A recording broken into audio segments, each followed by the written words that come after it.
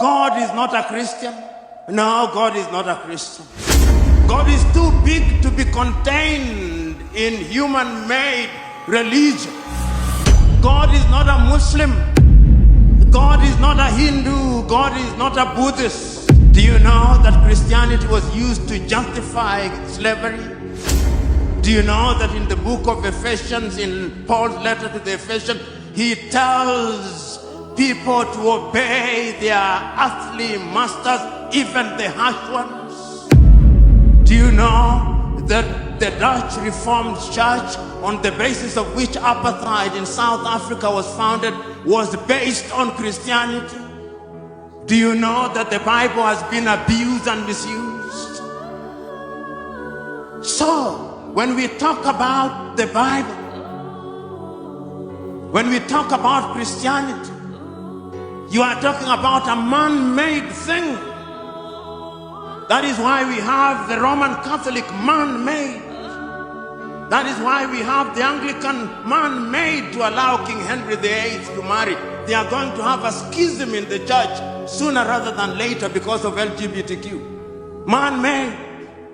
That is why we have SDA, man-made. That is why we have Presbyterian, man-made. That is why we have Methodist, man-made. Tell me which denomination Jesus belonged to.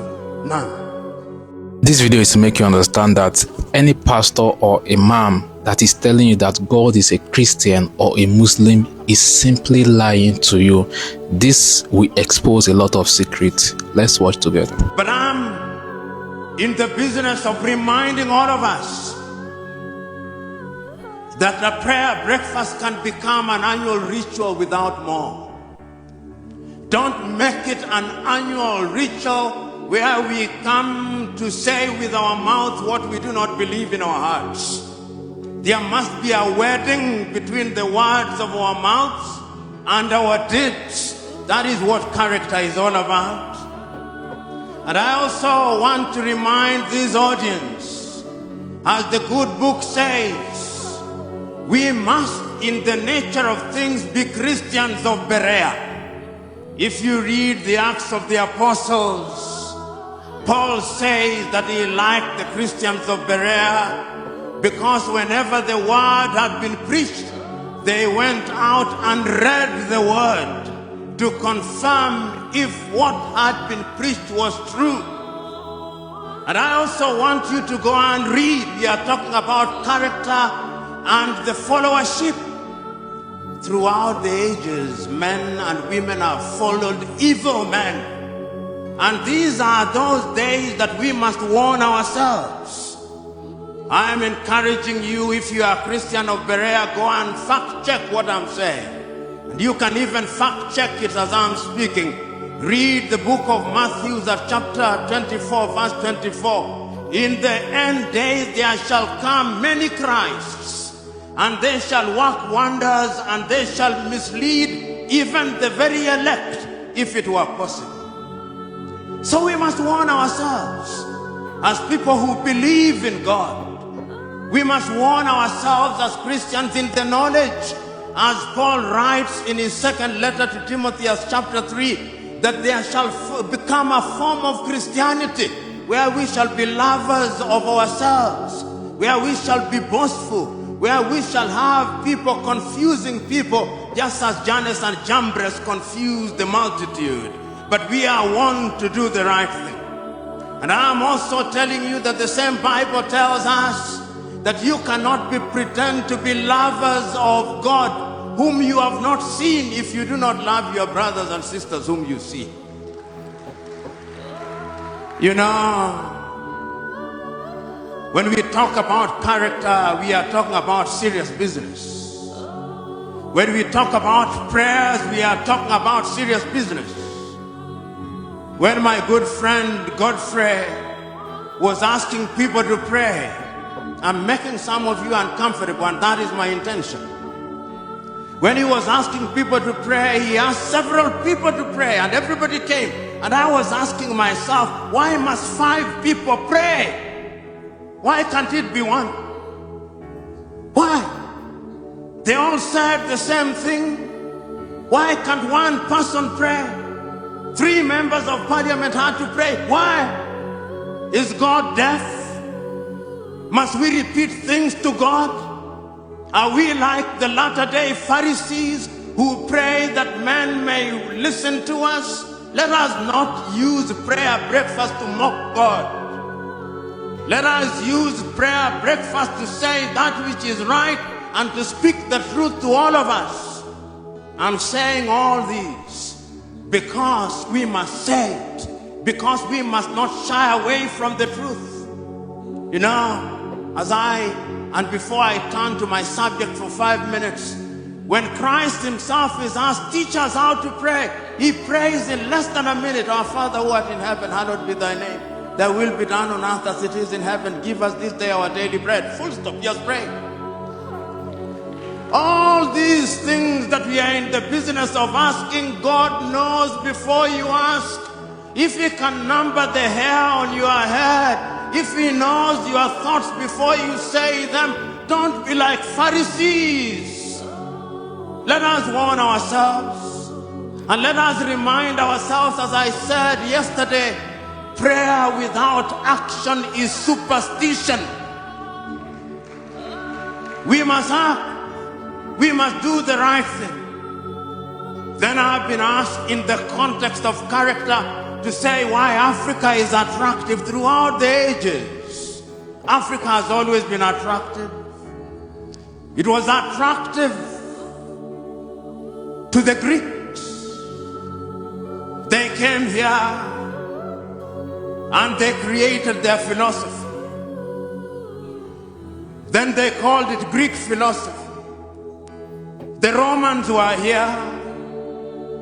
Christ himself in the days of adversity came here. Muhammad, the founder of Islam, was here. The Chinese were here. The Arabs were here. The Portuguese were here. The Spaniards were here. The Dutch were here. The Danes were here. The English were here. The French were here. The Germans were here. This is the mother continent, it's the cradle of humanity. And whenever they have come here with religion, which they have manipulated.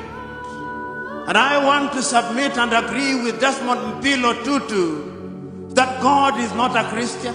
No, God is not a Christian. God is too big to be contained in human-made religion. God is not a Muslim. God is not a Hindu. God is not a Buddhist.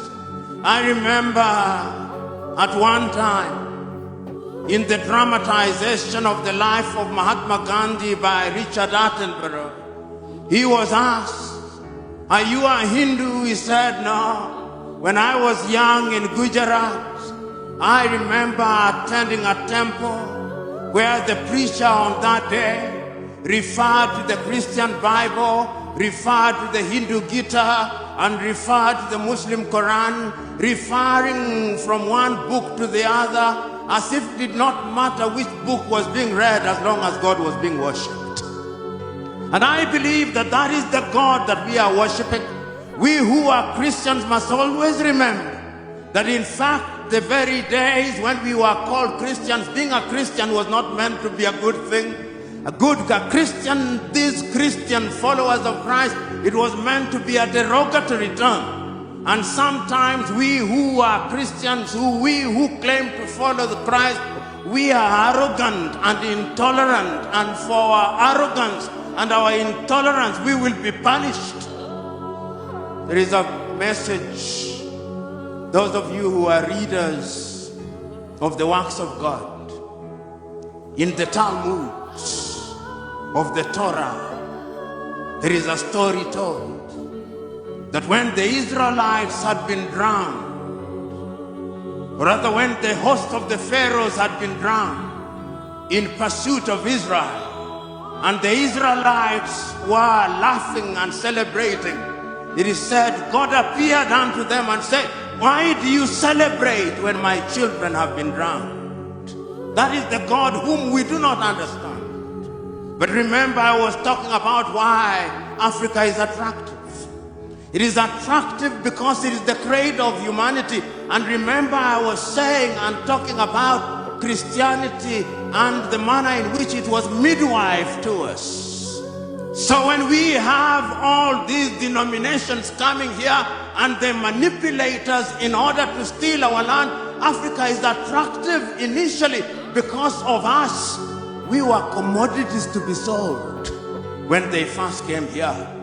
And you will be surprised that those who gave the authority was the Roman Catholic Pope. The initial exploration of the world in the 14th, 15th century to Christopher Columbus and Vasco da Gama, they had a papal bull to survey the whole world, to come and discover us.